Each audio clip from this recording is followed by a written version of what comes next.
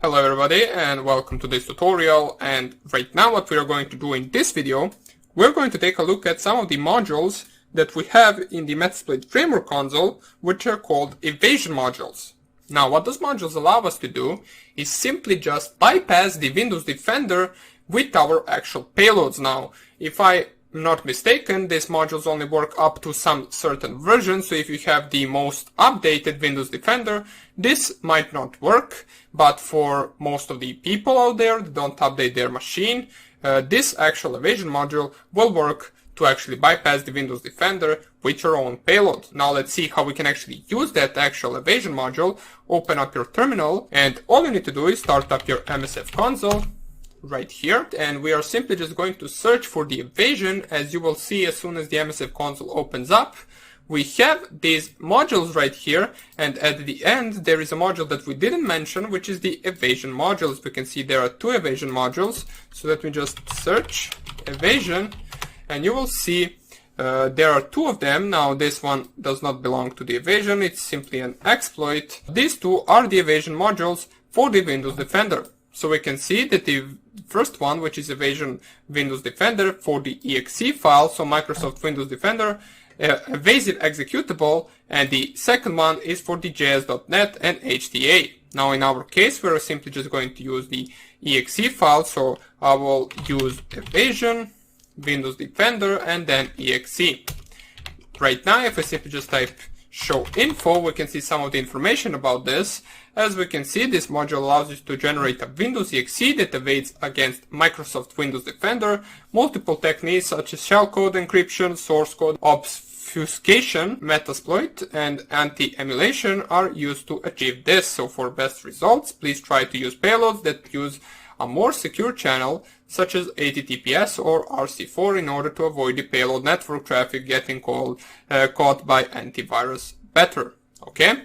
So right here, the next thing we're interested in is show options, and we can see right here, there is only one option, which is the file name. So you simply just set the file name for the payload, but before you actually do that, let us simply just set which payload we want. So set payload, Windows x64, interpreter, reverse TCP.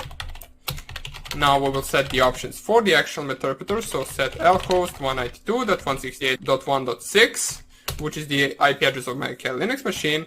And right now let us set the file name to be, for example, defender bypass.exe. Now we can simply just run this, and what this will do is it will create a payload with this name that is going to be able to bypass most of the versions of the actual Windows Defender. You can see right here the actual path where it stored the payload, so we can see it is in /root/local or pardon me, /root/.msf4/local, and then there should be the defender path.exe. So right here I will open my terminal. I will first of all plug in my USB drive because I'm going to transfer it over it, and right here I'm going to navigate to the directory root.msf4 local.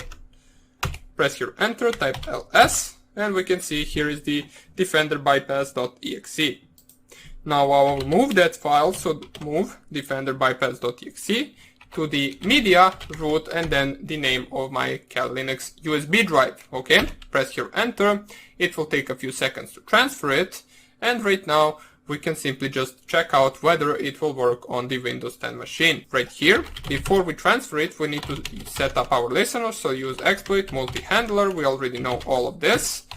Set payload, Windows x64, interpreter, reverse TCP, show options.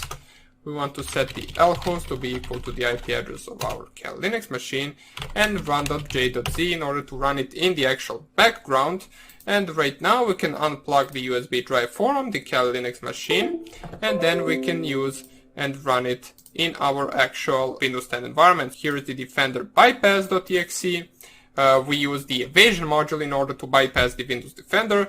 Double click on it, and we can see right here in just a few seconds we should be getting a connection from that specific target, which is my Windows 10 machine. So the problem is that we actually used the payload that doesn't really have an option for the x64. So what we're going to do right now is we're going to set a payload to be 32-bit. So Windows Meterpreter reverse TCP.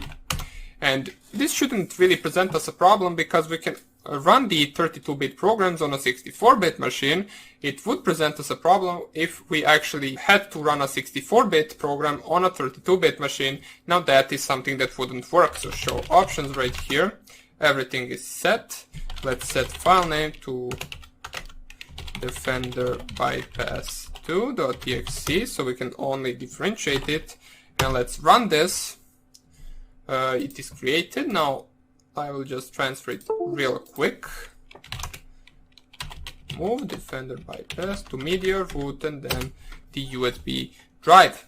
Okay, so right here, jobs. Let us see whether our exploit multi-handler is still running. It is running in background. So all we need to do is now run this program in our Windows 10 machine. So I'm going to go right here. Defender bypass 2.exe. Let me run this. Go right here, and we have the Meterpreter session 1 opened. For some reason it closed immediately, but it doesn't really matter. It could be because I actually ran this program 3 times, which is actually trying to connect back to our Cal Linux machine. That could present us a problem. That's why it probably did close in no time. So let me just run this once again. Meterpreter session 2 opened, and it dies as soon as we do that. But it doesn't really matter because, as I said, it could possibly be that the previous actual shell, the previous Meterpreter shell, created us a problem. That's why we won't really bother with this anymore. I showed you the Evasion module, how you can use it, how you can create your payload. Now make sure that you understand that this will not work on any Windows machine to bypass the actual Windows Defender, because there are some machines that are updated every day and they have the newest version of Windows Defender, and on those machines this actual attack will not work. The Windows Defender will still be able to catch the actual payload. Now what we're going to do in the next video is we're going to take a look at how we can create a little bit more undetectable payload using the MSF Venom tool. Just simply specifying different options, using bad characters, using different encoders, and so on and so on. So that would be about it for this video. I hope you enjoyed it, and I hope I will see you in the next one. Bye!